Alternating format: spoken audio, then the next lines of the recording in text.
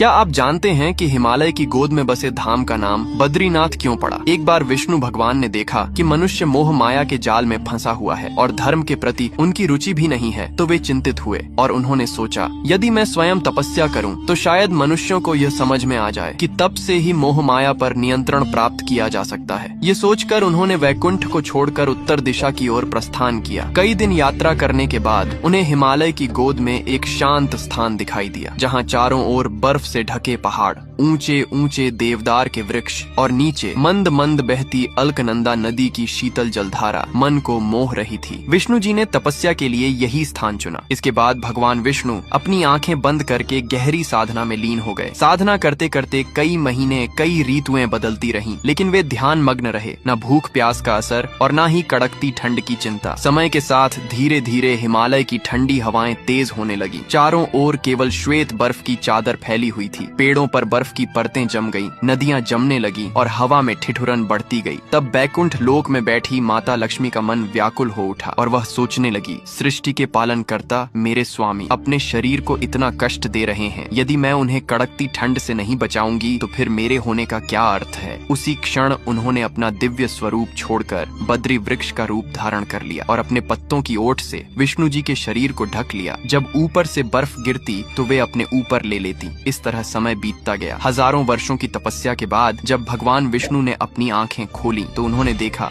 उनके चारों ओर बद्री के वृक्ष लहलहा रहे हैं, लेकिन एक वृक्ष विशेष रूप से उन पर झुका हुआ था, मानो बाहरी जलवायु से उनकी रक्षा कर रहा हो। विष्णु जी ने अपनी दिव्य दृष्टि से देखा कि लक्ष्मी जी उनकी रक्षा के लिए बद्री वृक्ष बनी हुई है। तब उनकी आंखों से करुणा के आंसू छलक आए। उन्होंने लक्ष्मी जी से कहा, देवी, तुम्हारे इस अद्भुत प्रेम और त्याग के कारण ही मेरी तपस्या पूर्ण हुई है। आज से यह भूमि पवित्र तीर्थ बन जाएगी और तुम्हारे नाम से जानी जाएगी। तुम रहोगी बद्री और मैं रहूंगा नाथ, और यह तीर्थ कहलाएगा बद्रीनाथ। तब लक्ष्मी जी ने विष्णु जी के पैर छुए और उनकी आंखों से खुशी की अश्रुधारा बह निकली और अलकनंदा की धारा में जा मिली। तब देवताओं ने स्वर्ग से फूल बरसाए, ऋषियों ने उनका स्तुति गान किया। चारों ओर नारायण नारायण की ध्वनि गूंज उठी। उत्तराखंड स्थित बद्रीनाथ धाम नर और नारायण पर्वत श्रृंखलाओं के बीच में बसा हुआ है। अगर यह कथा आपके हृदय को छू गई हो तो इसे एक बार शेयर जरूर करें और ऐसे ही पवित्र ज्ञान की कथाओं के लिए फॉलो भी जरूर कर लें।